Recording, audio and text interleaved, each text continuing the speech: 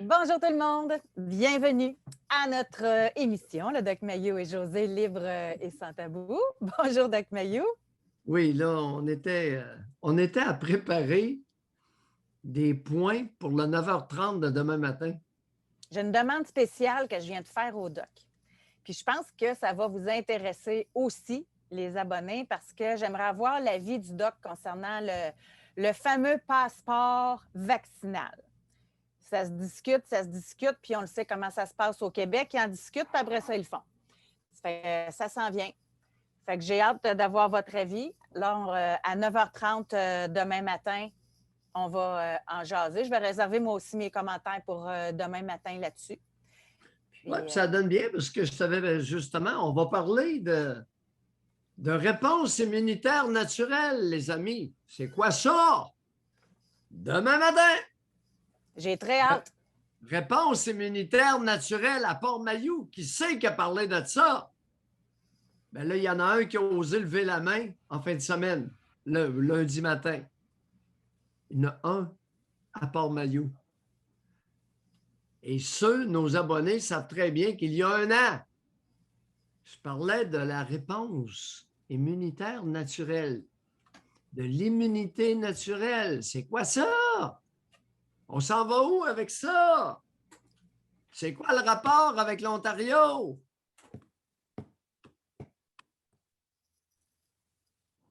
À demain matin. Oui.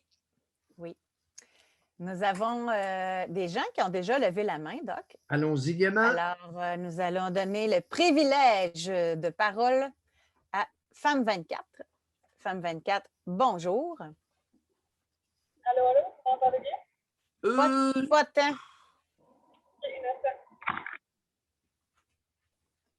Attendez un petit peu. Revenez-nous. Non, là, on n'entend plus rien du tout. Vous m'entendez? Un petit peu mieux. OK, désolée, j'étais sur le Bluetooth de ma voiture. OK. OK, ouais, dans le fond, moi, je voulais appeler parce que, dans le fond, ça a rapport avec une situation familiale. Je vous en avais déjà parlé que... Ça va pas, j'ai manqué des mots, là, 3-4 mots. Ça va pas avec... La situation familiale. Ah! Oui, exact. Dans le fond, je vous avais dit à un moment donné que c'est ma mère qui avait décidé qu'elle ne voulait plus voir mon chum chez elle, puis qu'elle ne voulait plus que j'aille voir mes petits frères et sœurs parce que... Oui, je me rappelle de votre histoire, Madame Sophie. Oui, OK, parfait. Alors, vos frères n'auraient pas entre 11 et 14 ans par hasard? Oui, exact. Mais dans le fond, ils ont de 7 ans à 25, là, mais les plus jeunes, c'est de 7 à 14, oui.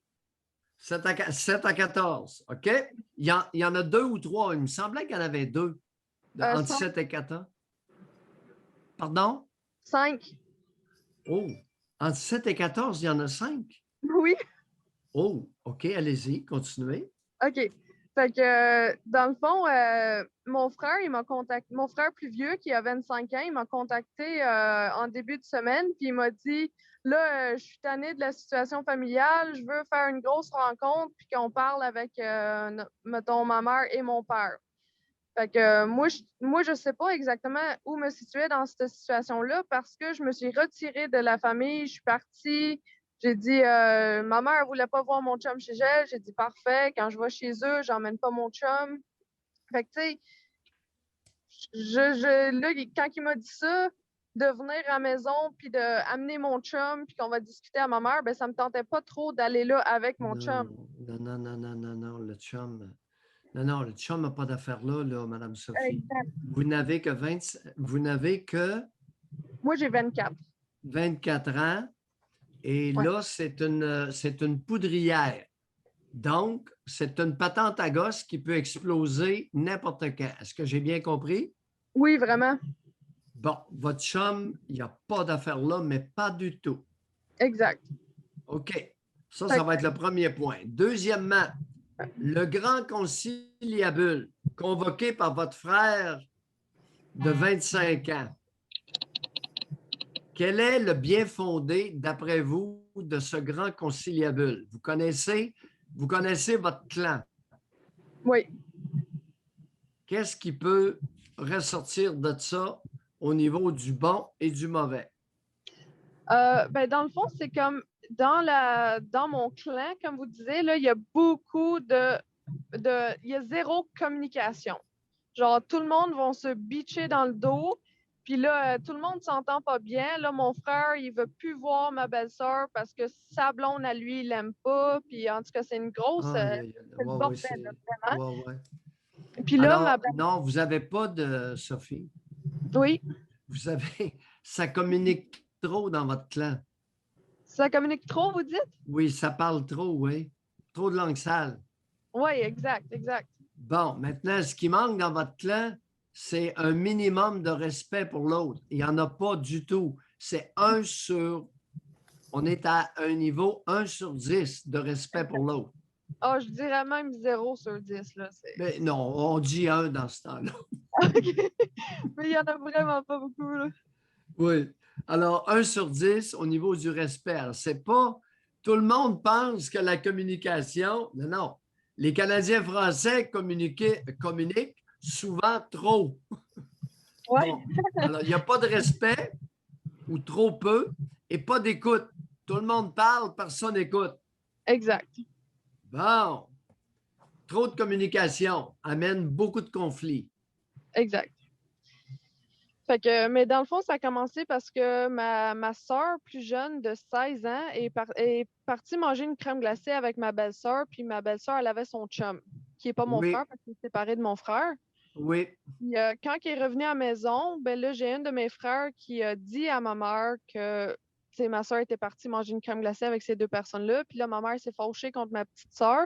Elle lui a enlevé son téléphone, puis elle a dit là, t'es grounded, comme on dit, pour le restant de la journée. Séquestré, confiné. Exact. Non, regardez, votre petite sœur, là, on va arrêter de l'appeler comme ça. L'infantilisation s'arrête ce matin. OK. On parle d'une jeune femme de 16 ans. On ne parle pas d'une petite sœur, là. Une Oui, petite c'est sœur vrai. de 7-8 ans. OK. De quoi qu'elle a l'air physiquement, votre sœur de 16 ans? Elle est très développée physiquement, là. Elle a un corps de femme Exact. et elle a 16 ans. Est-ce Oui. qu'elle a un peu de plomb entre les deux oreilles ou très peu? Oui. Non, elle est vraiment. Le plus tôt possible, elle veut partir de chez mes parents, puis tu sais, elle a juste 16 ans, là. Oui. Ben, écoutez, elle pourrait partir de là n'importe quand, là. Oui, c'est vrai. Si vos parents ne sont pas contents, ils iront en cours pour la faire placer. OK. Fait que, à 16 ans, là, si elle est le moindrement intelligente, et Mhm. si elle quittait le noyau familial, le foyer familial, où Ouais. irait-elle actuellement? Ben, je lui ai dit jeudi qu'elle pouvait venir chez nous, elle pouvait venir habiter avec moi. Puis j'avais même Oui. été voir une policière pour lui dire que parce que ma soeur voulait partir de chez mes parents, elle voulait faire une fugue. Hmm. Fait que j'avais demandé à la policière, j'ai dit si, mettons, elle partait de chez mes parents, puis qu'elle viendrait chez moi. Mais là, la policière m'a répondu, elle dit si ta mère a fait une plainte, il faudra la ramener chez ses parents. Les policières auraient avantage à communiquer moins à l'occasion. OK. Alors, là, la policière ne vous a pas renseigné adéquatement ce que OK. le vieux Mayou va faire. Parfait. Votre sœur a 16 ans. Oui. Elle prévient vos parents qu'elle s'en va habiter chez vous. OK. La bonne femme et le bonhomme veulent appeler la police. Pas de problème, appelez-la la police. Votre sœur prend rendez-vous avec une avocate de l'aide juridique. Et OK. dit à l'avocate, toi, tu me protèges. OK. Est-ce que c'est clair jusque-là ce que je viens de dire? Oui, très clair. Votre sœur appelle l'aide juridique et demande à être reçue d'urgence par une avocate de l'aide juridique. OK. Et les policiers vont retourner à la caserne, j'aime autant vous le dire. C'est bon. Mais est-ce que, mettons, à partir de quel âge qu'ils peuvent partir sans être obligés de retourner chez les parents? Parce que mon frère de 14 ans aussi, il avait le goût de partir. Madame Sophie, c'est du cas par cas. OK. Qu'est-ce que je vous ai demandé? La première chose, concernant votre sœur de 16 ans. Je vous ai demandé de quoi qu'elle avait l'air. Elle avait l'air d'une femme. Oui. Deuxièmement, qu'est-ce que je vous ai demandé? Vous en souvenez-vous? Si elle avait du plomb entre les deux oreilles.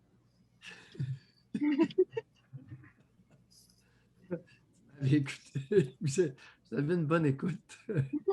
Exactement. Alors, si elle a un minimum, si elle a suffisamment de plomb entre les deux oreilles, les deux géniteurs n'ont qu'à bien se tenir. OK. D'accord? Oui. Et vous nous rappelez. Oui, j'aimerais ça avoir un suivi. Oui, parfait. Je pense que c'est en fin de semaine que mon frère voulait faire la réunion. Là, fait que... Oui. Avec qui s'étouffe, lui-là. Là. Mais vous, y tenez-vous à y aller à cette réunion-là? Ça va, Ben, c'est ça. honnêtement, je sais pas parce que mon frère, honnêtement, je pense que, tu sais, en ce moment, il y a beaucoup de frustration refoulée. Fait que je veux pas qu'il se déchaîne, mettons, à cette réunion-là. Ouais. Madame Sophie, le conciliabule a des risques élevés de tourner en foire. Ouais. Est-ce que je me trompe? Non. Le conciliabule pue, empeste. Ouais, il avait entendu parler aussi que la raison pour laquelle c'était un peu, je sais pas comment dire, le bordel dans ma famille, c'est un peu parce que le prêtre, le curé, là, il disait à ma mère quoi faire puis quoi pas faire. Il l'a appris en fin de semaine passée. Est-ce qu'on parle d'un mouvement sectaire? Vos deux parents sont-ils dans une secte religieuse quelconque? Ouais, ils sont catholiques, là, puis à côté, là. Et catholique quoi? Catholique quelque chose, là. C'est avec une société Saint-Pédis, mettons. Madame Sophie! Ouais. Madame Sophie, savoir se méfier des fervents croyants. Souvent, c'est un groupe d'ivraies de mauvais grains qui se rassemblent. Et ça donne et se drape sous le parapluie de la vertu. Ouais. Savoir se méfier quand c'est le temps. Bye, Madame Sophie, tenez-nous au courant. Parfait, ben merci beaucoup. Bye, votre soeur a Bye-bye. 16 ans, à fond la caisse. Bye. Mais il semble que je me trouverais de quoi pour pas aller à cette réunion-là, moi. Ouais. Demander des conseils juridiques à une policière, je ne crois pas que ce soit indiqué. As-tu déjà vu une policière qui est experte en comportement humain et qui témoigne à ce titre devant un tribunal? Bonjour. Attendez un petit peu, Mathieu. Oui, bonjour, vous m'entendez bien? Allons-y. OK. Allons-y, José. OK. Oui, bonjour, Mathieu. Mayou. Oui. Mayou! Comment ça Oui. va, monsieur Pierre? Oui, on vous écoute. Je voulais juste vous dire que je vous aime fort. Que je vous souhaitais beaucoup d'amour. Ça vous fait bien, votre petite barbe blanche. Mais vous avez, là, je ne sais pas si vous avez remarqué, mais vous êtes dû pour une coupe, mon beau Doc Mayou, d'amour. Oh, je le sais. Mercredi midi, j'ai convoqué quelqu'un pour me tomber. Alors, Vous, monsieur Mayou, je voulais savoir, quand vous Oui. avez une relation sexuelle, est-ce que vous avez déjà passé votre moignon? Êtes-vous un cochon? On le sait, ça, vous êtes obsédé. Ben, mon moignon est un peu gros. Disons que j'y ai peut-être pensé, mais je pense pas que ce soit une bonne idée. Bon, bye. Bye. Bye, Mathieu. Mais là, je pense qu'on a une gang que ça va être ça, OK? Fait qu'on va y aller un à la fois. Oh, oui. Natacha. Bonjour, Natacha. Monsieur Mayou. Bon. Vous avez été wise. Ben, j'imagine que Aigre sauvage, c'est ça, Fontaine 69, c'est ça, puis Cochonne 43, c'est ça. Fait que là, parlez, puis après ça, on va vous désactiver. Fait que dites ce que vous avez à dire. Monsieur Mayou, Oui. là, je vais profiter de mon 10$ par mois et de votre expertise médicale. J'aimerais ça avoir une prescription.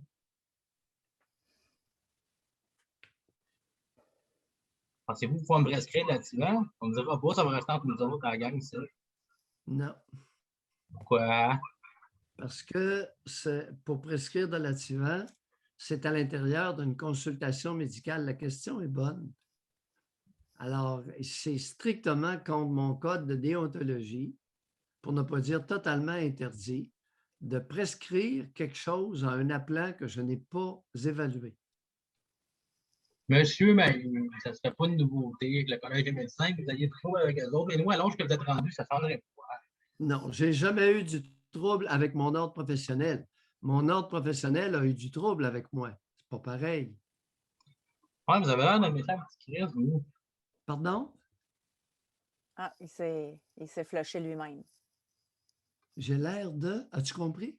Vous Un avez petit l'air? Christ, un petit Christ, ça? Je sais pas, je n'ai pas entendu. Je suis un peu dur de la tronche à mon Comme âge. il s'est flushé. OK. OK.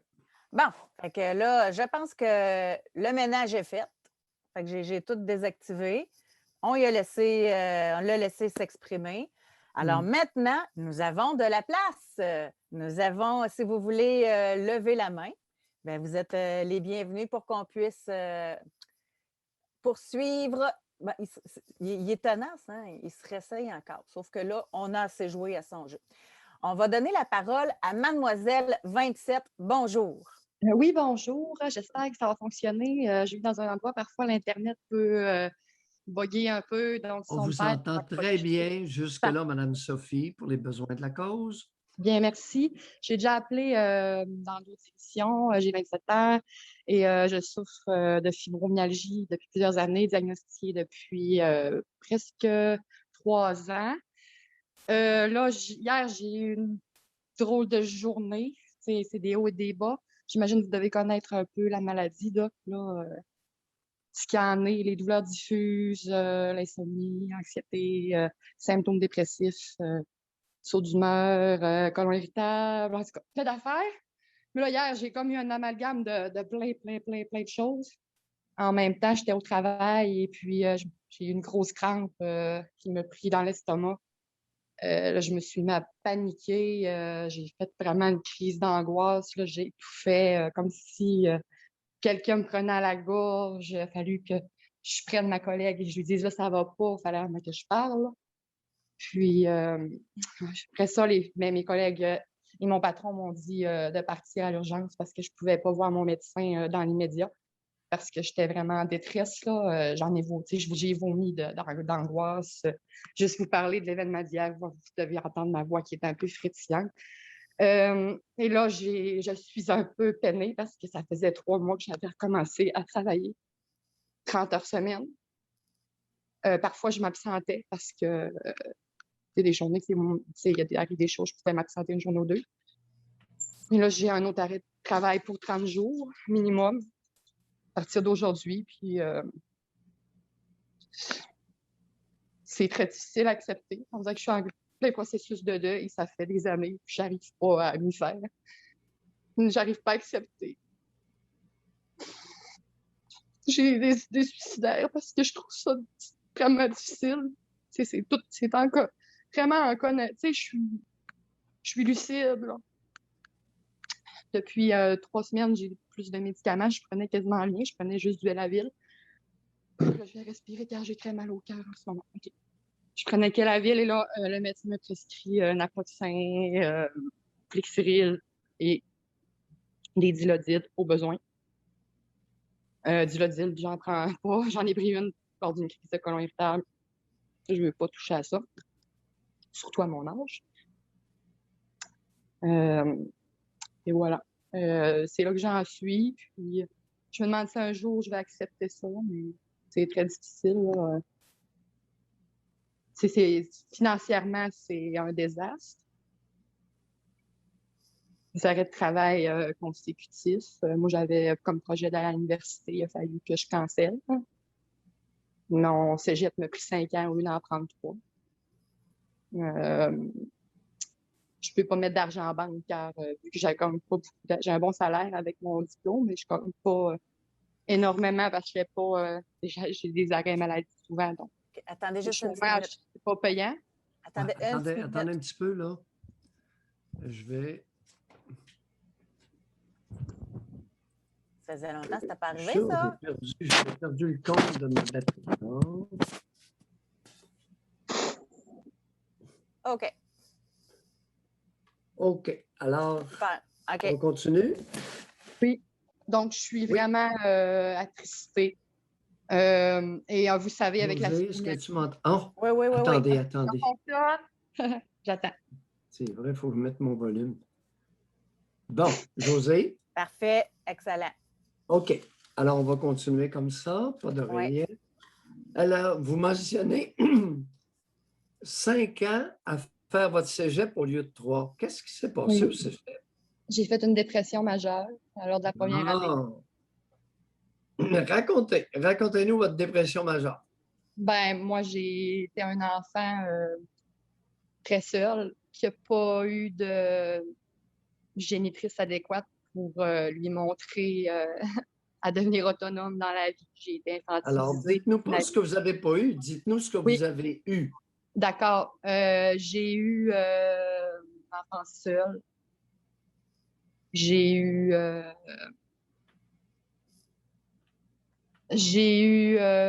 peu d'écoute, aucune écoute. Ben, je ne sais pas comment le dire. J'ai eu des oreilles fermées, en fait. Des tais-toi quand tu pleures, J'ai eu violation de ma vie privée toute lors de mon adolescence, par exemple, aucune porte à ma chambre. Mon ancien beau-père qui me Attendez, convoitait. non, attendez, là. Vous avez 27 ans. Oui. Là, qu'est-ce que vous venez de dire? Vous avez, à Ben, je pense que l'adolescence, tous il n'y ces avait pas de porte problèmes-là. dans votre chambre?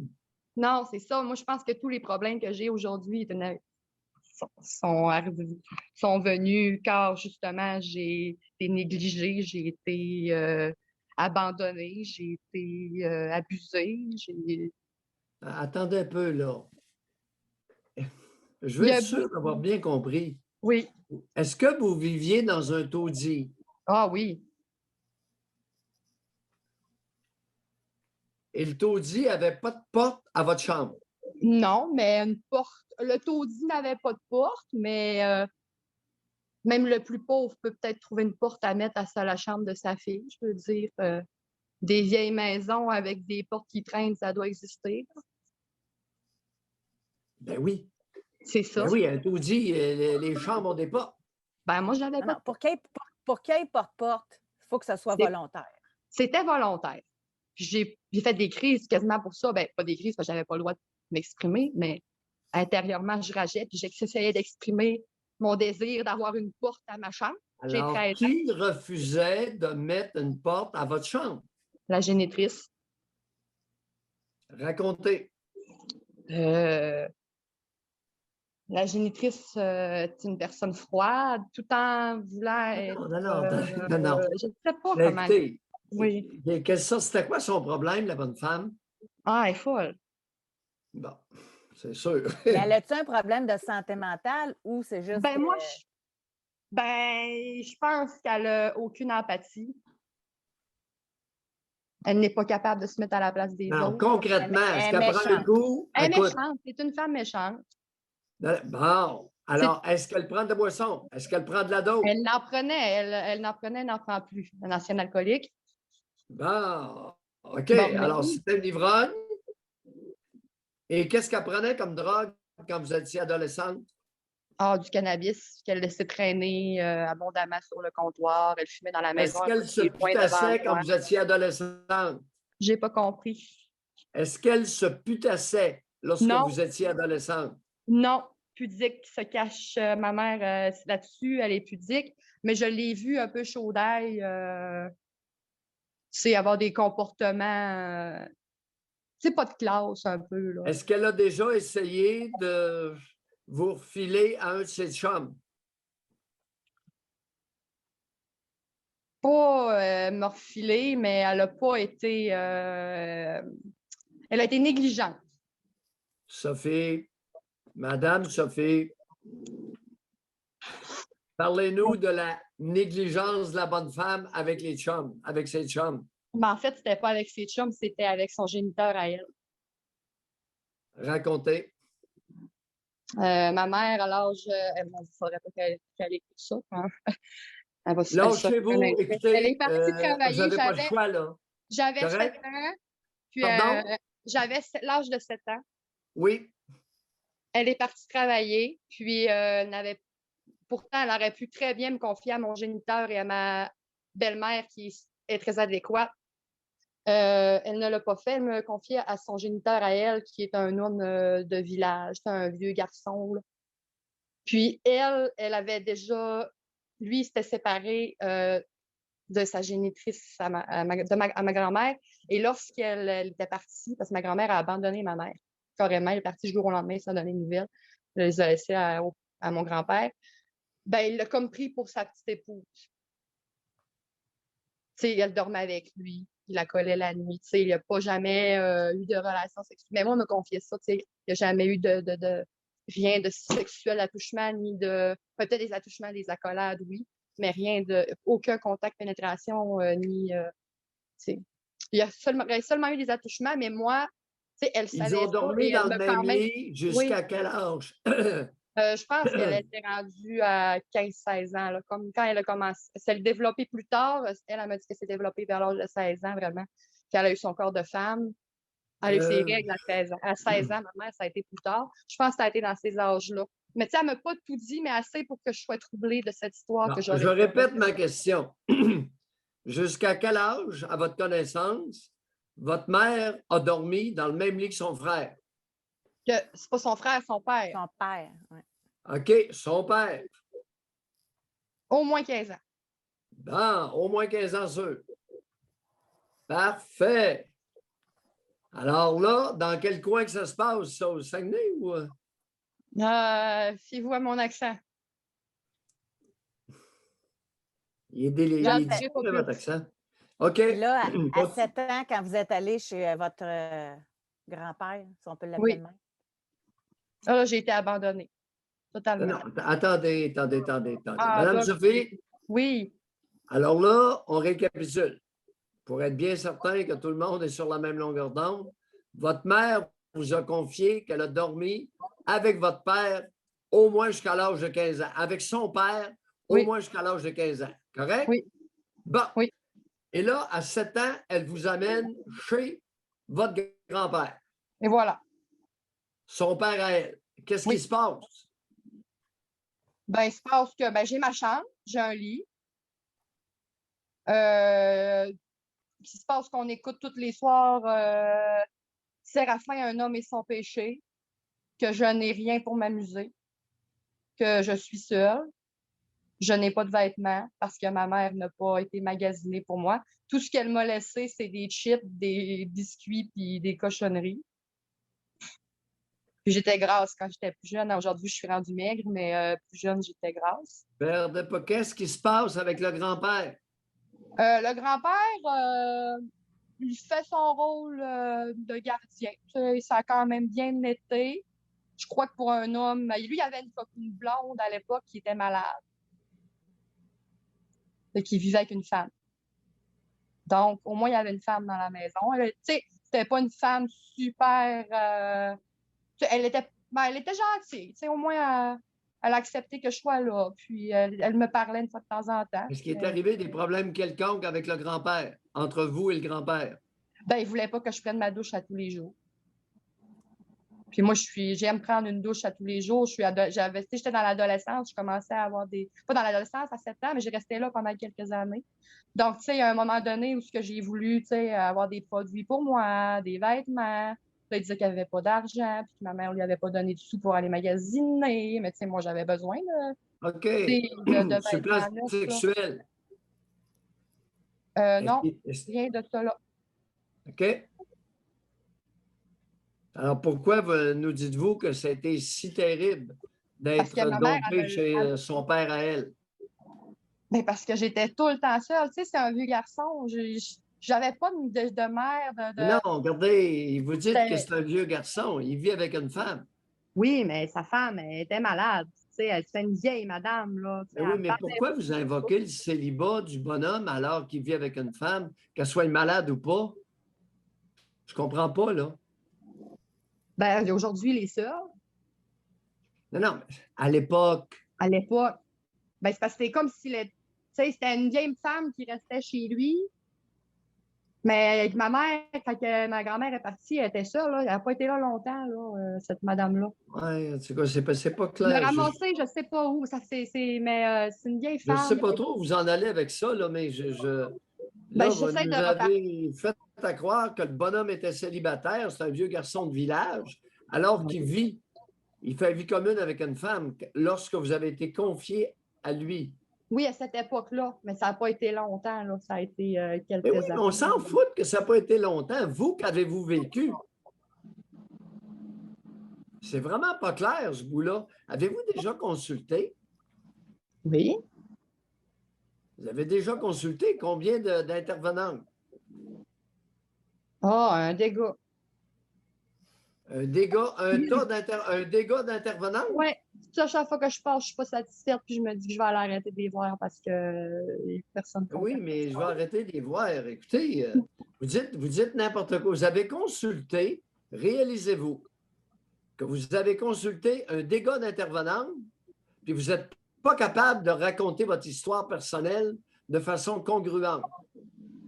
Ben, Ça ne marche pas. mélangée.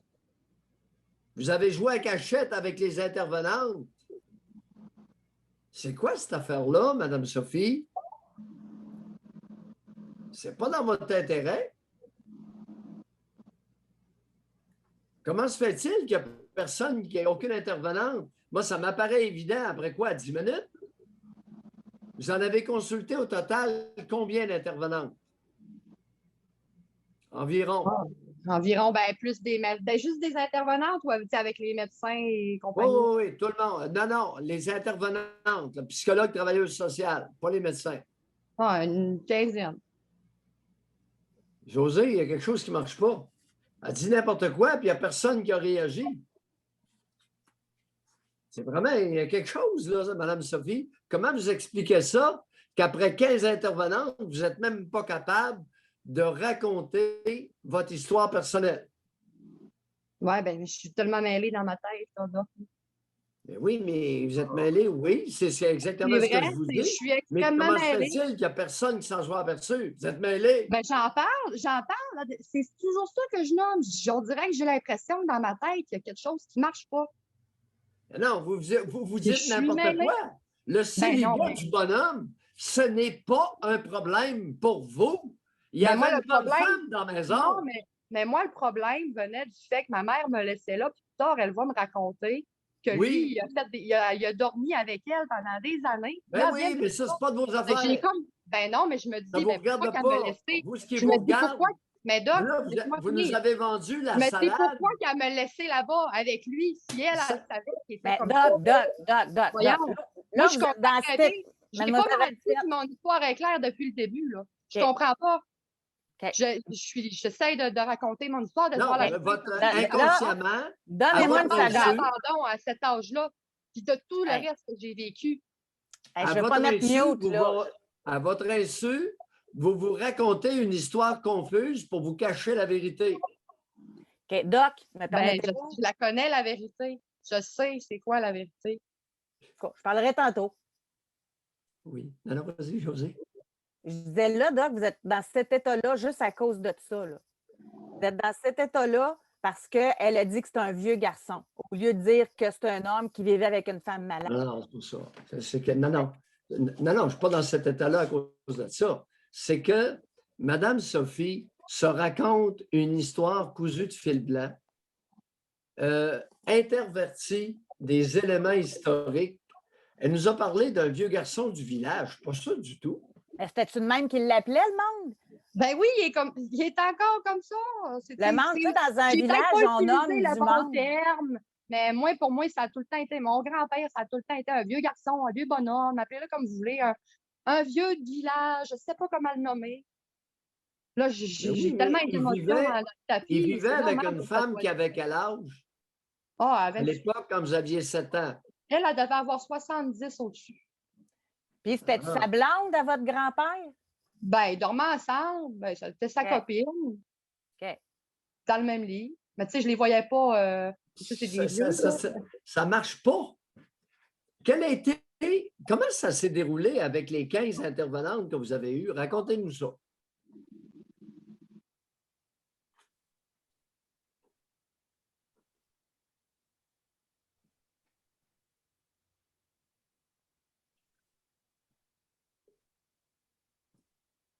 Êtes-vous encore là? Oui, je suis là. Allez-y. Racontez-nous l'expérience. Non, 15 moi, intervenantes. non, il y a ça quelque chose? m'aide pas du tout ce matin. Fait Non, que non, écoutez, non, je vais juste raccrocher. vous avez enfariné 15 intervenantes. Là, vous ne m'enfarinerez pas ce matin. Mais d'accord. Gars, je vais plein Vous avez enfariné plein de 15 monde intervenantes, Mme Sophie. Elle ferme C'est sa pas gueule, anodin, elle là, lit c'est pas ta deux. mère. Alors là, il va falloir commencer à se regarder. Et cesser de dire que tout le monde est dans le champ, là. Non, je n'ai pas dit que c'est les autres qui sont dans le champ. J'ai dit que je suis mêlée. Puis moi, personnellement, j'ai l'impression qu'on ne peut pas m'aider. C'est ce que je vis à l'intérieur. Vous ne voulez pas être aidé à votre insu inconsciemment. Et vous Probablement. êtes crissement habile. Vous ne voulez pas être. Votre inconscient refuse d'être aidé. Et vous n'êtes pas la seule. Puis qu'est-ce qu'on fait? Parce que je sais que le problème vient de Est-ce moi. que c'est possible? Tu sais, Il y a une j'ai partie mal de vous de qui ça, ne là. veut pas être aidé et que vous avez enfariné vos intervenantes.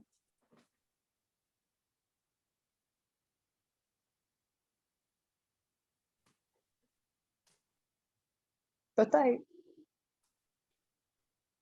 Bonne Mais réflexion, pourquoi? Mme Sophie. Vous nous rappelez? Oui, Alors, allez m'assurer, merci. parce qu'il y a quelque chose là. Le départ, c'est là. Alors, allez m'assurer, puis vous nous rappelez.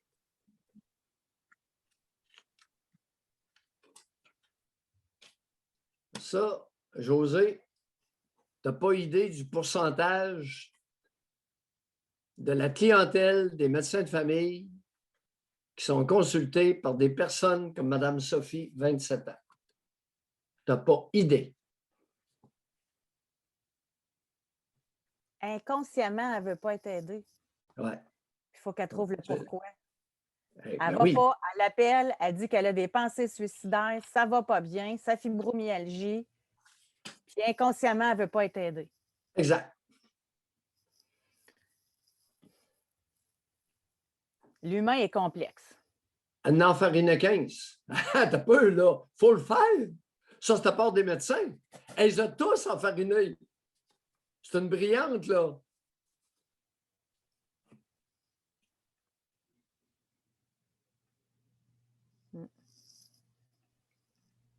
OK. On va poursuivre. Nous avons Régent qui est là. L'être humain à l'occasion, n'est-ce pas? Ah non, c'est complexe, vraiment, là. C'est pour ça que ça prend des diplômes, hein, puis que ça prend des années universitaires, puis Ben, ça prend des milliers la d'heures de psychanalyse. psychanalyse. Puis... Ouais. Ça prend des milliers d'heures de psychanalyse pour finalement comprendre et essayer de déceler le tendon d'Achille de son inconscient. Le tendon d'Achille de son inconscient, c'est d'enfariner les intervenantes. Puis je féminise le rôle, c'est beaucoup plus facile avec une femme. Elle les enfarine, ça n'a pas de. Elle est vraiment habile. Puis elle a essayé de répéter la même approche, la même stratégie avec moi. Puis là, elle dit, je fais comment pour régler ça? Quelle a été ma suggestion? Non, ça ne s'en tirera pas comme ça. Macérer le bouillon suivant, Madame Sophie. Est-ce qu'il est possible qu'il y ait une partie de moi qui ne veuille pas que les choses s'améliorent? Est-ce qu'il y aurait en moi une force certaine qui me tire vers le bas et m'empêche de monter? Tout synonyme, on tourne tout autour de la même chose. Est-ce qu'il est possible qu'à mon insu, j'aille habilement enfariné toutes les intervenantes consultées? 15 minimalement. S'il y a des intervenantes qui écoutent, elles vont comprendre ce à quoi je réfère. On poursuit. On va parler avec Régent. Régent, bonjour. Bonjour José, bonjour Doc, c'est votre barbier de Victoria qui vous appelle. Oui, ben c'est aujourd'hui, mon intervention va être très, très brève. Et puis, c'est parce que je veux répondre à la question de José la dernière fois. Elle m'a posé la question, c'est quoi la différence entre l'Est et l'Ouest? Et le système un peu anglo au niveau et canadien-français. Ici, Bonnie Henry, il n'y a personne au-dessus d'elle. C'est qu'il appelle la santé publique la Health Authority. Donc, ils se sont votés, c'est indépendamment du pouvoir politique et du pouvoir. Le PM n'est pas responsable et tributaire de toutes les actions que la santé publique font. Donc, carte blanche. Est-ce que la docteure Bonnie Henry a donné une seule conférence de presse avec le PM à date?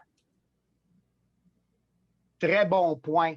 J'ai un de mes amis, là, ça fait 35 ans qu'on est chum. Et écoute, on s'est pogné, là. Ça fait comme une dizaine d'années qu'on ne s'avait pas pogné. On s'est pogné à propos de ça. Parce que j'essaie d'y expliquer qu'ici, Bonnie Henry, il n'y a personne au-dessus d'elle. Il n'y a pas personne qui va lui dire quoi faire. Répondez à votre connaissance. Oui, jamais. Ben, la première que j'ai vue en 13 mois, c'est hier parce que ça a donné comme ça. À Victoria, là, hier, c'était la première fois que j'ai vu le PM comme 2 minutes, mais c'est vraiment, il n'y a aucune autorité sur elle. Elle a plein de pouvoir décisionnel. Il y a toujours, vous savez, quand on utilise le mot jamais, il y a presque toujours au moins une fois. Oui, bien, disons que l'exception, je l'ai toujours vu depuis un an, je l'ai vu à maintes reprises à CBC et elle était toujours seule. Tout le temps. Ben, avec son équipe, elle a son équipe. Ça va m'apprendre à insister sur le mot jamais. Bon, ou toujours. OK. Ben, alors, hier, vous l'avez vu momentanément avec le premier ministre de la BC. Oui, parce que là, ici, ils suggèrent au monde de rester dans leur zone, comme à Comox, ceux qui sont à tous les zones, Nanaimo, donc de rester dans les zones. Mais ils ne vont pas empêcher, il n'y a pas d'amende, il n'y a pas de ticket. Il y a pas, c'est de la conscientisation. Puis ils ne sont pas dans le même, excusez-moi l'anglicisme, le mindset, dans la même façon de penser. Dans la même disposition d'esprit. Exactement. Ils ne sont pas dans la même disposition d'esprit disons que le doc Arruda, là, qui est complètement comme c'est une marionnette, là, une marionnette de M. Legault, là, carrément. Là. C'est comme. Éventuellement, on référera à Horacio comme étant notre clown favori. On l'aime beaucoup. Ben, c'est un beau bonhomme. Hein? C'est un beau bonhomme. Il passe bien à la TV. Il a une belle image. Hey, non, mais lui, juste une parenthèse, là. C'est catastrophique. Là. Il est passé de aduler, le monde achetait des tasses avec sa face dessus. Il y avait Ricardo qui a fait ses tartelettes portugaises. Puis là, il est rendu totalement... C'est un bouffon. Il avait comme perdu sa crédibilité. Il a comme... ça doit être dur, là, cette descente-là. Est-ce qu'il est possible que les enfants aiment les clowns? Ben oui. C'est ça que...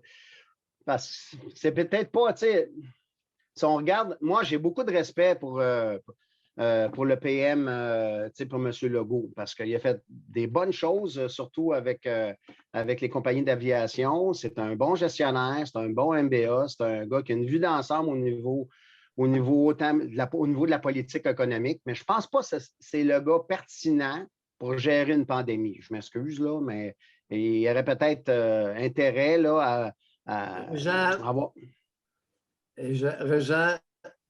qui aurait pu, au Québec, à votre connaissance, faire mieux que lui?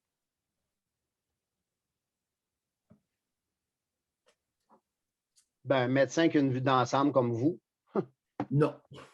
Avec votre profil. Non. Non, vous n'êtes pas l'homme de la situation? Non. Ben, vous avez une bonne vue d'ensemble, en tout cas. Vous avez... La politique ne m'intéresse pas. Oui, c'est sûr. J'aime gueuler. Non, ouais. ce n'est pas ma tasse de thé. Non. Alors, à l'heure actuelle, dans les personnes connues, il est de loin le meilleur pour la situation présente. Si on le compare à Dougie, que pensez-vous de Dougie Ford? Ah, ça c'est sûr.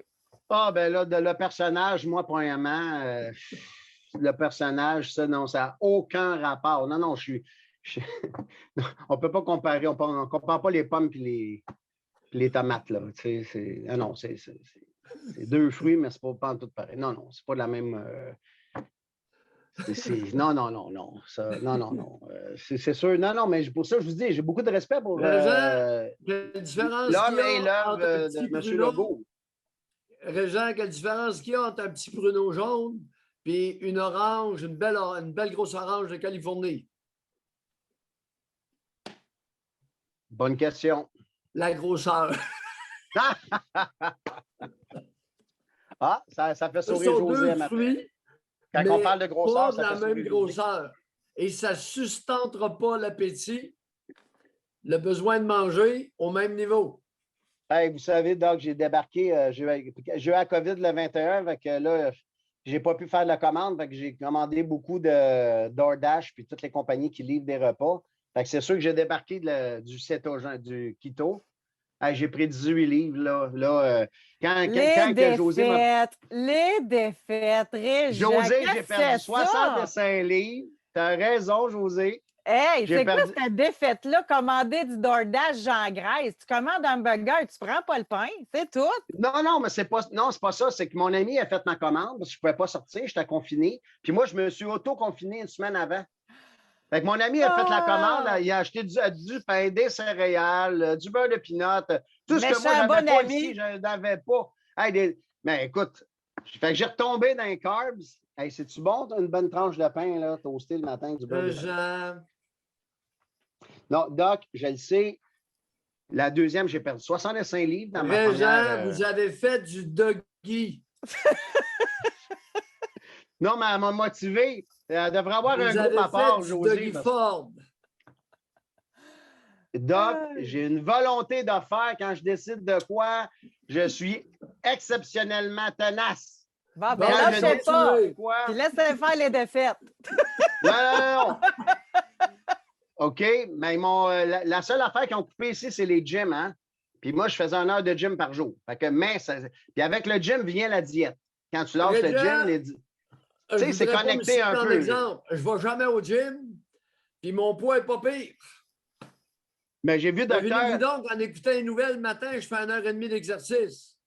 Ah, non, vous êtes. Est-ce que vous j'ai êtes- besoin d'un gym? Non. Est-ce Non, que je me vous avez- suis acheté des poids? Oui. Oh. Oui. Ah ben, Ben, j'ai des poids dans ma chambre. Là. Ça fait partie. J'en ai un petit set de poids. Régent. Mais Aïe, aïe, aïe. Doc, José devrait partir un groupe keto de motivation. Je serais son premier membre. Régent, attendez, Régent, je fais ça dans la vie. J'ai un groupe, Académie du Keto. Écrivez-moi en privé, puis Hein? je vais vous laisser Ben- une place. C'est un groupe annuel à part de ça. Non! Oui, monsieur. Ben, je suis content. Yes! OK. Puis là, on a merveilleux. fermé les inscriptions, là, mais juste pour vous, là, je vais vous faire rentrer là, si vous êtes sérieux. Parce que, tu sais, Canberry, c'est le fun, mais hey, il y a maigri Canberry. Les beaux. tu sais, mais c'est pas dans mes horaires, c'est pas. Régent, OK. Oui, Doc. quand est-ce qu'on cesse de faire du doggy? Ben, quand on prend une décision, on s'y tient. Bye, Régent. Merci, Doc. OK. Merci. Bye. Fait que Régent, j'ai une page professionnelle, là, José Arsenault. Fait qu'allez m'écrire un message, puis si vous êtes sérieux, on va vous donner l'info. OK. Alors, on poursuit. Nous avons. C'est le fun. On a des. Je vais dire juste une petite parenthèse. Oui. J'aime beaucoup ça qu'on ait quelques personnes typées. Tu sais, des personnes qui ont des caractéristiques comme Magali, Régent, puis à l'occasion, pas tous les jours, mais à l'occasion, puis c'est comme si on les adoptait. Ouais. Moi, j'ai hâte que Chris nous rappelle. Il est drôle quand il appelle, lui. Ils finissent par faire partie de notre panorama humain. Oui. Tu sais, Magali, elle est unique. Magali, elle est unique. Régent, il n'y en a pas beaucoup, des Régents. Mais c'est très agréable. En tout cas, je me considère privilégié d'avoir des personnes qui sont typés, Ouais. dont on peut apprendre. Magali, puis Magali nous arrive, c'est une camionneuse de vannes. Elle conduit des vannes et parcourt les États-Unis, puis ça nous arrive avec des affaires, là. Puis Régent vit à l'autre bout du pays. Ouais. Tu sais, qui nous parle du docteur Benny Henry? Bonnie, voyons, on va-tu finir par le dire? Bonnie Henry. Henry. Ouais. Ben, à part moi, là, il n'y a personne qui nous parle parce qu'elle est à l'autre bout du pays. Mais puis, tu te souviens, il y a un an, je t'avais parlé de la docteure Bonnie Henry, qui était la chef hygiéniste de la santé publique en Colombie-Britannique. C'est une femme qui est à part des autres. Elle est unique, elle est typée. Dès qu'elle accorde des entrevues, je l'écoute. Elle a une personnalité pas mal à elle. C'est une espèce de leader naturel, personne qui est très calme, mais qui est brillante. C'est pas un clown. C'est pas une caricature. C'est pas quelqu'un qui s'emprunte un genre. Mais ça doit bien travailler quand tu as la voix libre pour le faire. Tu sais, on va quand même... Docteur Arruda, ça doit bien mal travailler dans sa position. Ça on va y donner, là. En plus, il est sous-ministre. Il est médecin hygiéniste. Il est fonctionnaire. Il est sous la férule du... Hey, c'est quoi cette affaire-là? Ça doit mal travailler. Ben oui, mais quand tu te mets dans une situation où tu es redevable et tu es sous sous la férule, le mot est bon.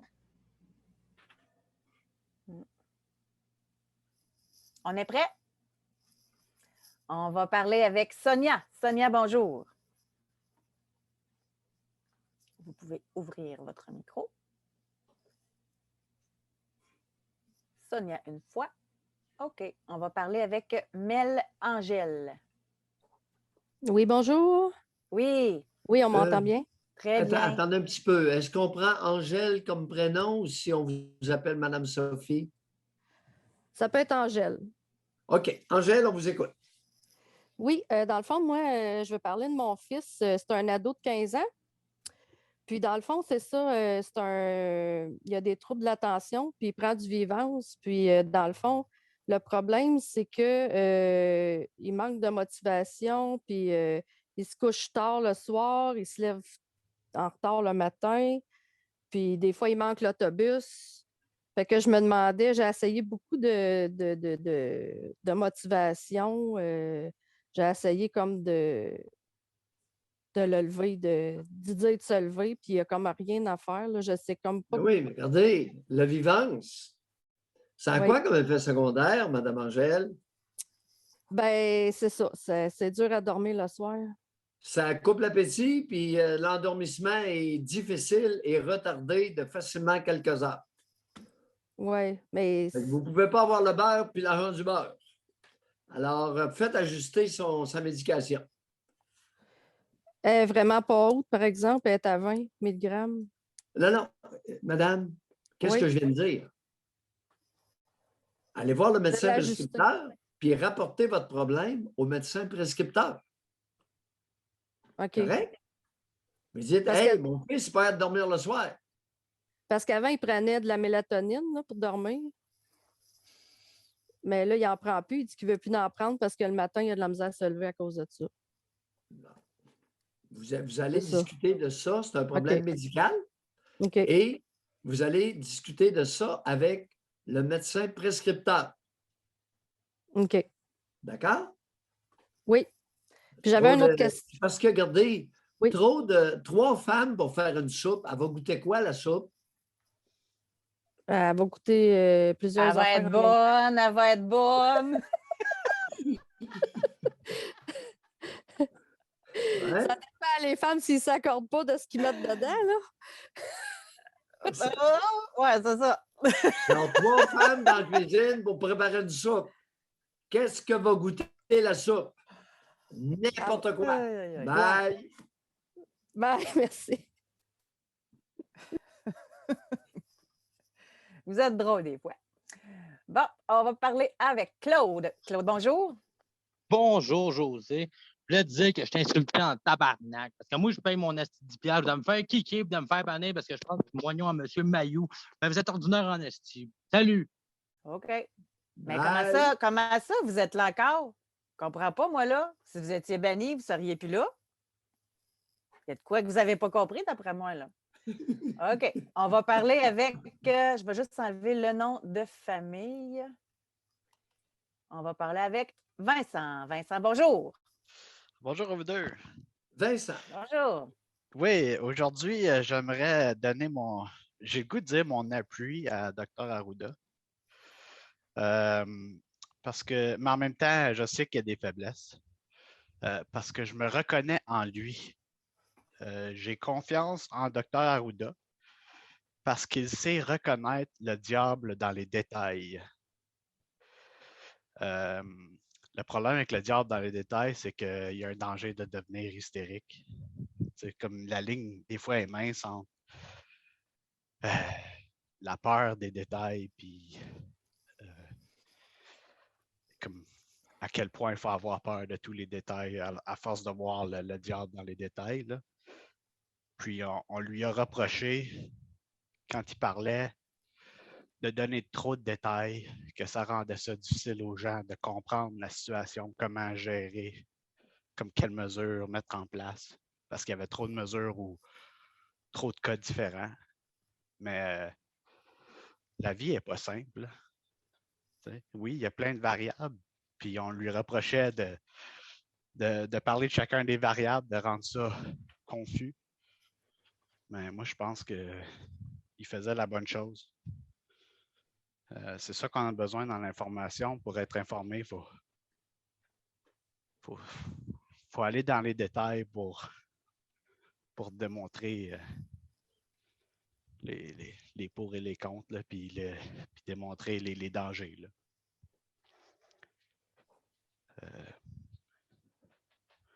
Et c'est mon impression. Ouais. Vous n'êtes pas le seul à penser ça, M. Vincent. Ouais. Maintenant, dans les circonstances, les détails lorsqu'il y a un ouragan, les détails lorsqu'il y a un immense feu, les détails lorsqu'il y a une épidémie, ça peut être dangereux. Parce que le tableau global est oublié. Oui, ben les cartes sont brouillées complètement en ce moment. Ouais. Tous les données sur lesquelles... Si vous auriez avantage, si vous voulez avoir des cartes moins brouillées, d'abord enlever le couvre-feu. À partir de 11 h le soir, 11 h minuit, pas de problème. Mais enlever le couvre-feu de soirée. Les règles du confinement ne préservent en rien les morts des personnes en CHSLD. Je ne me rappelle pas si le couvre-feu, c'est une mesure d'Arruda ou une mesure de Legault. Legault a dit que c'est lui qui prenait toutes les décisions. Ouais. Il l'a dit en conférence de presse. Alors, essayez de vous entendre. C'est exactement l'intervention de Régent.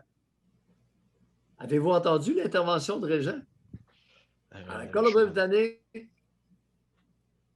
la docteure Bonnie Henry, qui est la chef hygiéniste, la médecin-chef de la santé publique, elle est son patron. Elle n'est pas un valet.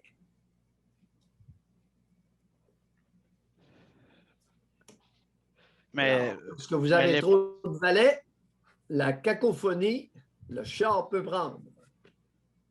Bonne chance à gérer vos valets. Mais ouais, c'est que là, elle je sais pas, là, elle n'a pas été élue. Non. Puis ça, c'est le principe, comme on a nos spécialistes qu'on doit écouter, mais on s'est doté d'un système où on met on choisit une personne en place pour prendre les décisions. Non, regardez, qu'est-ce que vous venez de dire, là, M. Vincent? On a choisi un système. Non, avant, là, concernant les spécialistes. Oui, ils ont des connaissances. Ouais. Et le premier ministre les écoute quand ça lui tente, parce qu'il est au-dessus d'eux. Ben, c'est pour ça qu'on qu'on choisit une personne pour l'idée parce qu'il va y avoir des spécialistes qui vont se contredire. Tu sais, il y a 2 spécialistes qui ont des connaissances différentes puis qui vont se contredire. Alors, c'est au leader de faire la décision entre les 2 spécialistes. Eh bien, Qui se... dans le cas de la Colombie-Britannique, il n'y a pas 2 spécialistes, il y en a une. Puis si elle ne fait pas l'affaire, on la fout dehors. Ouais. Il n'y a pas de chicane entre les spécialistes. En Colombie-Britannique, il y en a une. Ouais. Ici, moi, j'ai l'impression qu'on y va beaucoup au sondage aussi, là, dans les décisions, puis dans les... C'est beaucoup politique, plus que scientifique, selon moi. Mais c'est important d'aller chercher l'approbation du peuple aussi, sinon on va mettre des mesures s'ils sont pas suivis. Ah, regardez donc, si c'est intéressant. Oh, mais c'est plate. On doit considérer la population. Puis là, la population est tannée, là. Il y a un pourcentage. Non, je me reprends. Il y a du monde bien content en ce moment. Il y a du monde bien content, je vous l'assure. Il y a plus de contents que de tannés, d'après moi. Il y a du monde, il y a beaucoup de monde en souffrance. Mais je pense que c'est bien divisé. Merci, Vincent. Oui. Merci beaucoup. Merci. Parce qu'ils ont réussi à faire peur au monde. C'est ça qui est arrivé. Ils ont réussi. Fait que là, le monde, c'est eux autres qui demandent des mesures, plus de mesures, encore plus de mesures. Oh, ben, la mosaïque humaine est un petit peu plus complexe dans sa concoction.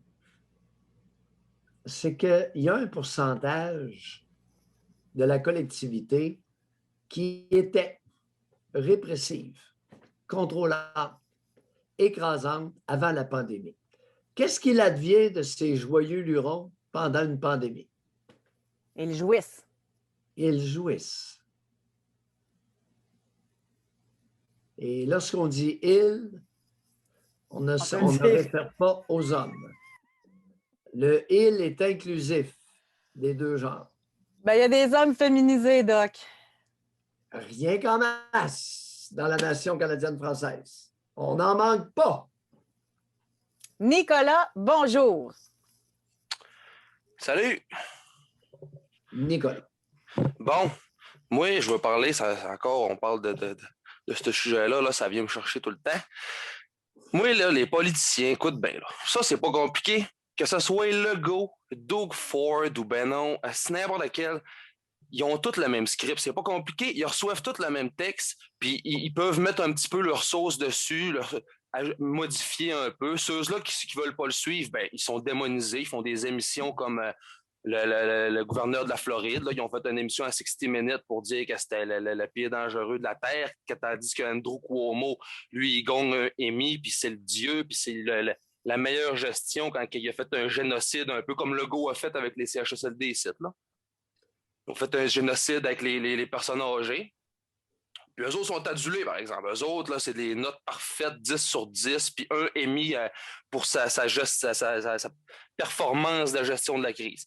Là, on a Legault qui vient nous dire qu'on suit la santé publique, on suit la santé publique. On veut pas rendre public, par exemple, les suggestions qu'ils nous font. Puis là, tout d'un coup, j'ai pas suivi la santé publique, c'est moi qui ai pris mes décisions, je suis tellement meilleur que la santé publique que j'ai tout décidé tout seul. Fait qu'on voit que d'un jour à l'autre, il nous dit jamais la même affaire, ça se contredit tout le temps. C'est de la bullshit de A à Z. Puis il n'y a personne, il n'y a pas un politicien qui va être notre sauveur, il n'y a pas un politicien qui va nous amener à terre promise. Arrêtez de penser qu'aux prochaines élections, on va en élire un autre qui va nous sauver. Ça va être la même marde avec un sou différent. C'est tout ça. Que ce soit Duhem ou que ce soit Dominique Anglade, ils reçoivent tous les conseils de la même place, de la même firme, ils lisent le texte, puis c'est tout. C'est des rois du téléprompteur, du télésouffleur, c'est tout ce qu'ils sont. C'est leur seule performance, c'est ça. C'est d'être capable de lire un texte. Puis moi, ça m'énerve. Après ça, le monde vient me dire ils vont nous sauver. Lui aurait fait mieux. Voyons donc, ils arrivent là, ils se font mettre, c'est quasiment comme au Mexique, qu'ils se font mettre un gun sur la tête, puis tu prends l'argent ou tu prends la balle. C'est tout, là, c'est pas plus compliqué que ça. Nicolas, tu avais quel âge? Moi, j'ai 29 ans. 29 ans? Ouais. Avez-vous d'autres choses à ajouter? C'est moi le complotiste qui a appelé l'autre fois, je parlais de gros cils puis tout. Là. N'allez-vous pas? Avez-vous d'autres choses? Ben, Lâchez-vous. j'ai d'autres choses. Hein? Vous Oui, j'ai êtes à d'autres la choses. bonne tribune. C'est la seule que vous avez. Oui, oui, effectivement. Puis merci de me donner le temps pour ça puis la place. Je trouve ça vraiment, vraiment le fun de pouvoir parler de ça.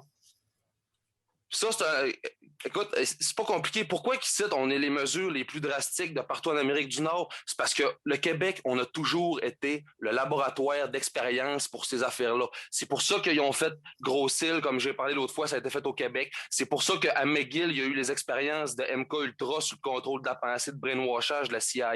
C'est pour ça qu'on a été envoyé en ligne de front. Cameron. Dr. Cameron avec Dr.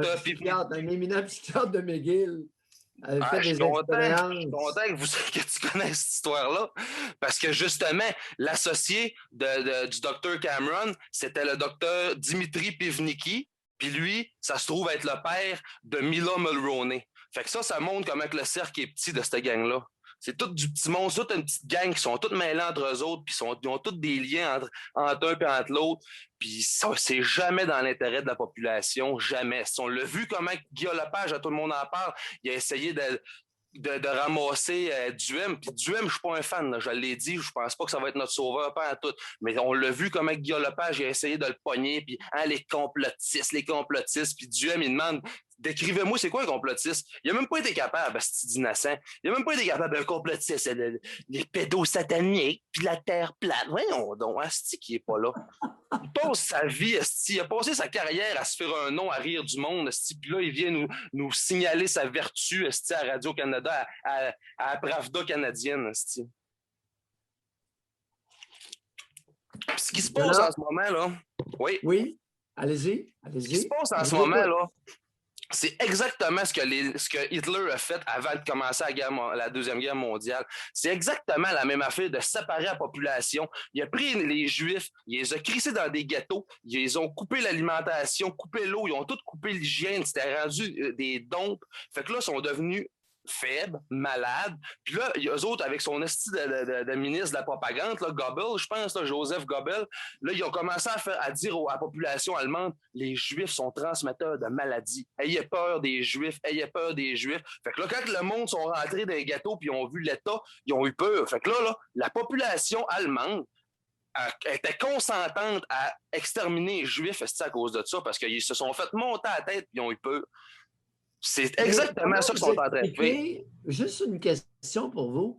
Comment vous expliquez qu'il y avait un ghetto juif à Varsovie et que les Français ont envoyé des Juifs par train dans les fours crématoires? Comment vous expliquez ça si c'est Hitler qui a tout fait? Parce que c'était la propagande qui envoyait dans les autres pays aussi. Parce que s'il avait dit la vérité... Attendez un peu. Question suivante. Qu'est-ce qui arrivait au bien des Juifs quand ils étaient déplacés dans des ghettos? Ben, ils volaient tout, puis ça devenait la richesse du parti nazi. Le parti nazi, là... Non. Où sont allés les biens saisis aux Juifs français? Où sont allés, dans les poches de qui sont allés les biens des Juifs polonais? C'est pas dans les poches du parti nazi, je ne crois pas. Le détail m'échappe, je ne sais pas. Nicolas. La royauté, la famille britannique. Bye. Merci de votre appel, Nicolas. Merci.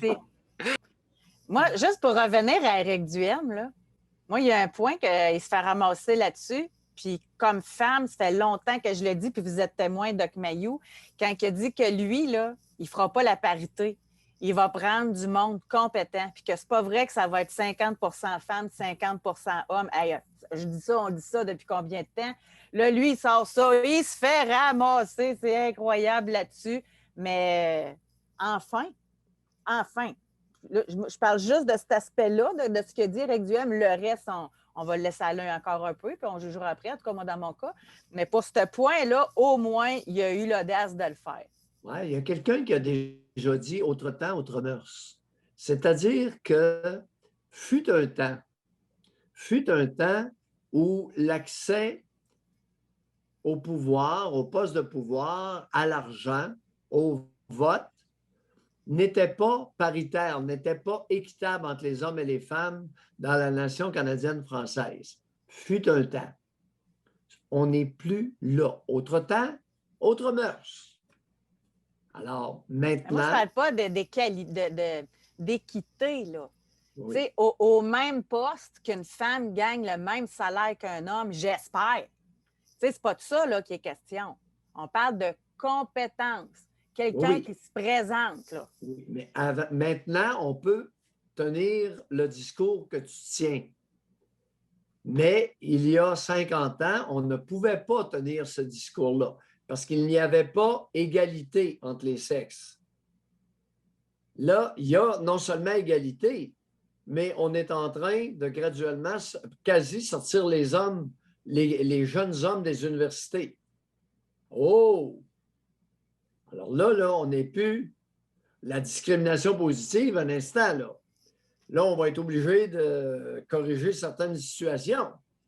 À l'inverse de ce que nous avons fait. Et toi, tu arrives, tu dis, écoutez, pour un poste donné, c'est la personne la plus compétente, que ce soit un homme, une femme, un trans, un homosexuel, une lesbienne, non. Moi, je vous l'ai déjà raconté. Je l'avais dit ici, là. Aux dernières élections fédérales, je me suis fait approcher pour me présenter aux élections pour le Parti conservateur. Puis, ils m'ont approché en me disant « On aimerait avoir une femme dans le comté. » Calique! Ça n'aurait pas pu être on aimerait ça t'avoir à cause de ci. Mais non, je cherche une femme, toi. Hey, c'est insultant, maudite affaire. Autre temps, autre mœurs. On est rendu là. On est rendu à considérer maintenant la compétence de la personne et non pas son genre. La discrimination positive, lorsque, à la faculté de médecine, on a admis 80 % de femmes dans certaines facultés de médecine, aïe aïe! Aïe aïe! On va parler à Marie. Marie, bonjour. Marie, une fois, 2 fois, 3 fois. Ah bien, regardons ça. Qui est là? Magali. Magali, bonjour. Oui, allô, c'est encore moi. C'est juste pour... Il y a quelque chose que... Ça faisait longtemps qu'on ne vous avait pas entendu. Ben oui, ça fait longtemps. On va faire une petite heure et demie. Sinon, non, mais je veux dire, avant le 9h30. Ah oui! Ça faisait longtemps. Vous avez roulé votre boss pas mal fort aux États, là. On travaille. On n'arrête pas. On travaille. On en profite. Et ça vous honore, Magali. Je le dis sérieusement. Merci, vous êtes gentil. C'était juste pour faire du pouce sur ce que Nicolas a dit. Nicolas a parlé du docteur Cameron et du brainwash. Puis, ça a donné que cette semaine, ceux qui ont du temps comme moi ou qui ont du temps parce que malheureusement, ils n'ont pas d'emploi ou sont en confinement, sur l'application audio de Radio-Canada, ils ont sorti un super podcast qui raconte l'histoire de brainwash. Je l'ai écouté cette semaine, là. Excellent. J'ai été un peu traumatisée de voir que ça s'est quand même passé dans les années 50, fait que ça fait pas super longtemps. Puis moi qui est une fille super émotive, j'ai pleuré la moitié du podcast. Magali, l'essentiel du podcast. Faites-nous une petite présentation succincte de ce podcast-là. Dans le fond, faire une grosse histoire, faire une petite histoire de la grosse histoire, c'est qu'il y aurait eu des traitements expérimentaux sur de la psychiatrie à Montréal qui auraient été payés par la CIA américaine, puis après ça, en faisant des études qui auraient été payées aussi par le gouvernement fédéral. C'est ce qu'il explique dans le podcast. Puis le docteur Cameron, pour traiter des troubles de psychiatrie et des fois des troubles qui n'étaient même pas de la psychiatrie, comme à l'époque, la dépression postpartum, c'était pas connu. Fait qu'il y a beaucoup, beaucoup de femmes qui ont été traitées, mais c'était beaucoup d'électrochocs. Puis le but, c'était de déprogrammer le cerveau pour revenir à un âge de bambin. Donc, il y a des gens qui avaient des chocs électriques, il y avait il parlait aussi de l'isolement sensoriel. Puis dans le podcast, il expliquait que l'isolement sensoriel, c'est une technique qui a été utilisée aussi après les attentats du 11 septembre à Guantanamo. Ça a été utilisé pour les présumés terroristes, pour retirer de l'information. Fait que pour les gens qui aiment l'histoire... Magali, alors, dans le reportage, il parle d'électrochoc, il parle d'isolement sensoriel. Est-ce qu'il parle d'autres produits, drogues ou médicaments? Je sais qu'il y avait beaucoup, beaucoup d'injections de LSD. Je sais qu'ils ont parlé d'autres médications, mais je ne pourrais pas m'en souvenir. Là. D'accord. Vous vous souvenez du LSD? Oui, beaucoup d'injections de LSD mélangées avec des électrochocs. Puis, il y a beaucoup de témoignages parce que, dans le fond, dans le podcast, il y a beaucoup d'enfants de ces parents-là qui sont interviewés. Puis, il y a encore des recours en justice contre le gouvernement fédéral parce qu'ils ont découvert que le fédéral avait donné de l'argent aussi pour ces expériences-là. Fait qu'il y a encore beaucoup de recours. Il y a un recours collectif en ce moment contre le fédéral. Ils ont essayé de poursuivre la CIA, mais ça n'a pas fonctionné, ce qui explique dans le podcast. Mais pour les gens qui aiment l'histoire et qui veulent comprendre ce qui s'est passé à Montréal, c'est hyper intéressant. Moi, je me suis claquée dans une journée là, derrière mon volant, puis j'étais là, oh mon Dieu! C'est bien effrayant. Et attendez là. Bon, ça c'est au niveau des faits. Vous faites une synthèse des faits. Puis si quelqu'un a visionné le podcast et n'est pas d'accord, ben, il appellera. Maintenant, votre réaction, ça m'intéresse beaucoup. Vous avez beaucoup pleuré? Bien, je vous dirais que quand c'était... parce que dans le fond, il y a beaucoup d'enfants de ces personnes-là qui ont subi des traitements qui racontent leur histoire, puis ils racontent leur enfance, à quel point leurs parents étaient revenus, puis complètement des nouvelles personnes, qu'il y a des pères qui étaient rendus agressifs, qui ne l'étaient pas, des pères qui étaient rendus avec des couches parce qu'ils sont complètement déprogrammés après ces traitements-là. Fait que là, ils expliquent les impacts de tout ce qui est arrivé sur, dans le fond, leur enfance, puis comment ils ont grandi avec une mère qui n'était pas là. Oui. Maintenant, vous avez beaucoup pleuré.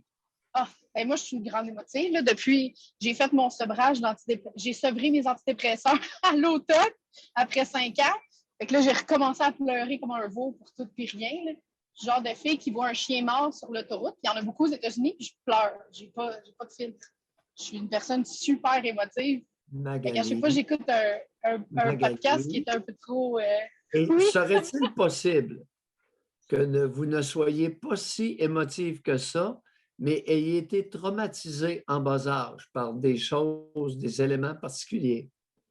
Bien, je vous avais déjà appelé. Je me souviens plus c'était quoi le sujet, mais moi, mon père s'est suicidé quand j'étais jeune. Fait que c'est sûr que je traîne de la patte avec un petit sac à dos, là, si on peut dire.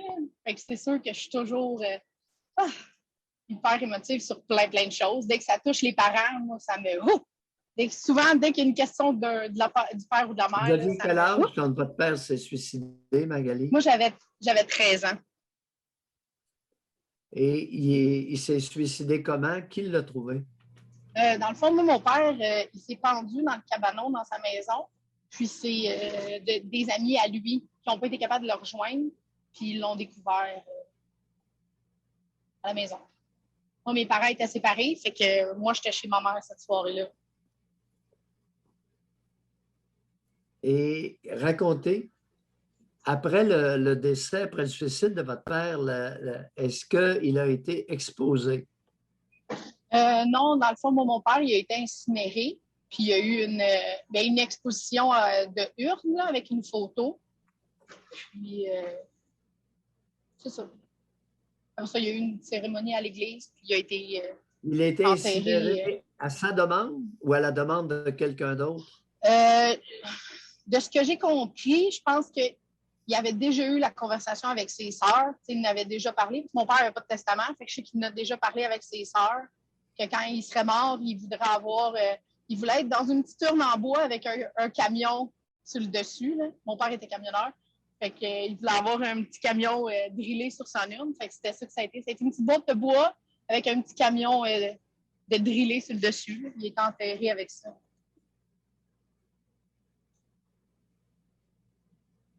Qui vous a annoncé le suicide de votre père?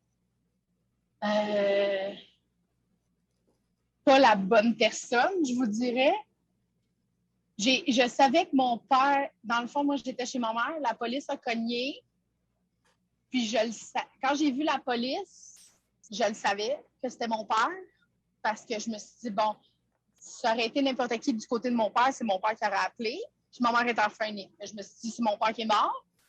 Ma mère est rentrée en pleurant. Puis elle me dit, viens, on va aller porter ton frère chez ta grand-mère, il faut que tu viennes avec moi. Puis je dis à ma mère, je dis, papa, il est mort. Puis elle pleurait, elle n'était pas capable de me le dire. Puis quand on est arrivé à la maison de mon père, les amis qui l'avaient trouvé étaient là. Puis un des amis de mon père m'a dit « Écoute, tu sais, ton père était malheureux, il a fait ses propres choix. Tu sais, il faut que tu le respectes. » Quelque chose comme ça. Moi, j'avais 13 ans, puis je ne savais pas qu'il s'était suicidé. Je savais qu'il était décédé, mais je ne savais pas ça. Et je l'ai appris d'une drôle de façon. Comment vous êtes-vous à expliquer à l'époque les pleurs de votre mère? Mais ça faisait juste 3 ans qu'ils étaient séparés. Puis je le sais que ça a été l'amour de ma mère, là, c'est Keten, mais je sais qu'ils se sont vraiment beaucoup aimés. Puis ma mère, ça faisait 3 ans que mon père était dans une grosse dépression, puis il avait essayé de l'aider, elle avait essayé de l'aider. Mais je pense que mon père était dans une vision tunnel, puis qui était comme très loin, puis il n'a pas voulu d'aider. Qu'est-ce qui cloche là-dedans? Qui a laissé qui entre vos deux parents? Je pense que c'est ma mère qui est partie. Si je ne fais pas erreur. Votre mère part. 3 ans après, le bonhomme se suicide, puis elle pleure comme une madeleine. Qu'est-ce qui ne marche pas là-dedans? Sûrement plein de choses, mais comme ça, je ne pourrais pas vous le dire. Là. Ouais. Ça va être... je pense qu'on a trouvé un filon, Magali. Qu'est-ce qui ne fonctionne pas? Qu'est-ce qui n'est pas congruent? Qu'est-ce qui ne fit pas? La bonne femme laisse le bonhomme. 3 ans plus tard, il se pète. Il se suicide. Et là, veux-tu pas qu'elle pleure? Puis elle pleure, hein? Elle a beaucoup pleuré. Puis là, vous nous arrivez avec une salade. Ah, ça a été l'amour de sa vie, puis ta. Qu'est-ce qui ne marche pas dans cette rhétorique-là, dans ce discours-là? Coudon, ce matin, c'est le matin de la fabulation. Je ne pourrais pas vous dire. Vous savez, Magali, vous allez passer de nombreuses heures monotones, attention sur le chemin, mais le cerveau va continuer à macérer. Ah, absolument. J'aimerais ça vous réentendre là-dessus. Qu'est-ce qui ne marche pas dans cette histoire-là? Je vois ma psychologue jeudi, je pousserai. Je ne voudrais pas entendre ce que la psychologue pense. J'aimerais entendre le fruit de votre macération. J'ai une semaine de congé, là, je vais essayer d'y passer, sinon j'ai juste à faire passer. Non, n'essayez pas. N'essayez surtout pas. Il ne faut pas donner un coup de pied à l'ours qui hiberne. Il faut laisser monter ça. Après notre conversation, j'aimerais ça dans une couple de semaines, si ça vous tente, que vous nous recontactiez. Je ne suis pas très occupée quand je travaille.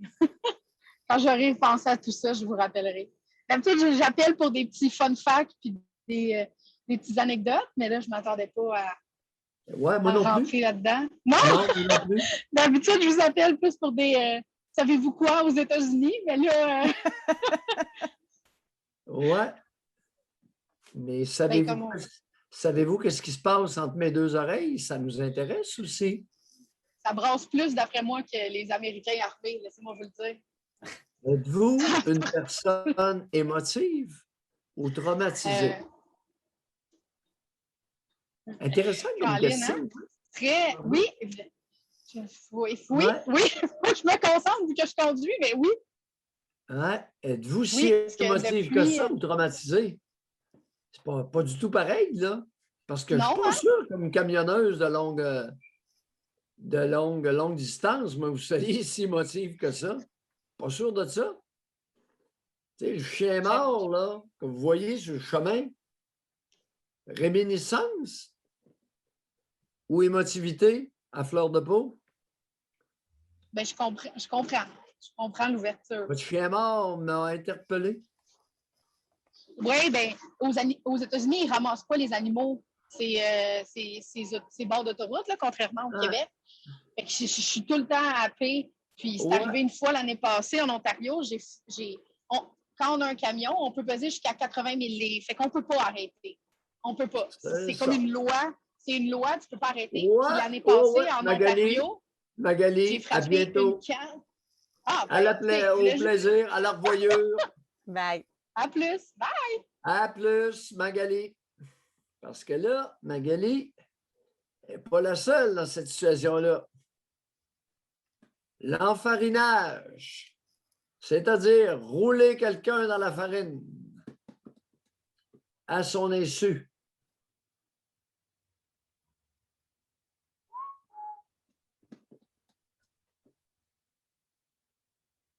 Il y a de quoi réfléchir.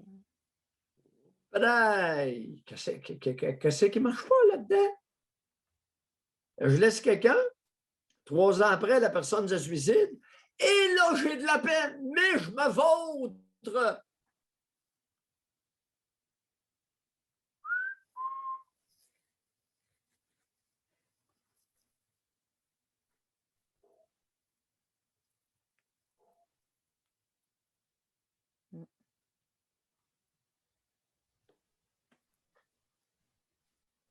Ça paraît bien pour la galerie.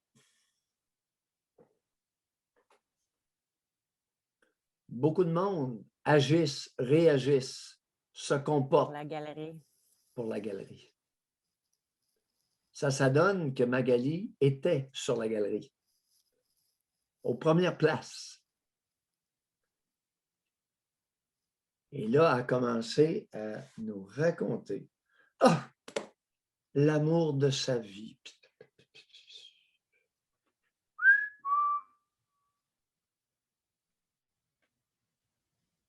Qu'est-ce qui n'est pas vrai pantoute dans tout ça?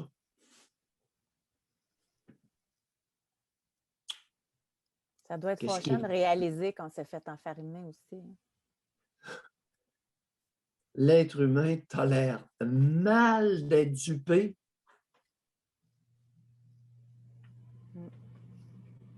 Oui, on n'est pas dans les relations extra-conjugales, là.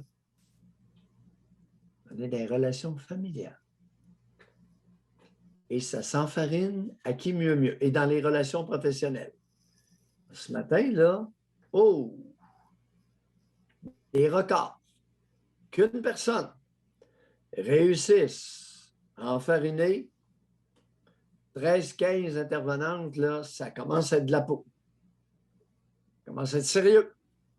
Et là, on va nous faire croire que Mme Gros, présidente de l'Ordre des psychologues, ça nous prend des psychologues.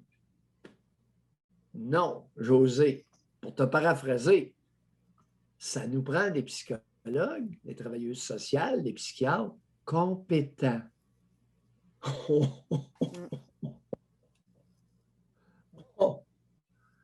C'est-à-dire difficile à enfariner. Ça peut m'arriver de me faire enfariner, mais pas souvent. Ça peut m'arriver. Pas souvent. Le Merci moins tout le souvent monde. possible. Merci beaucoup. Tu sais qu'ils n'auront Merci pas à eu le temps toi, de nous José. parler. J'aime ça travailler avec toi. Moi aussi, j'aime ça. Doc, ça va faire 5 ans, là. Ça va vite, là. Au mois d'août, ça va faire 5 ans qu'on travaille ensemble. C'est capoté.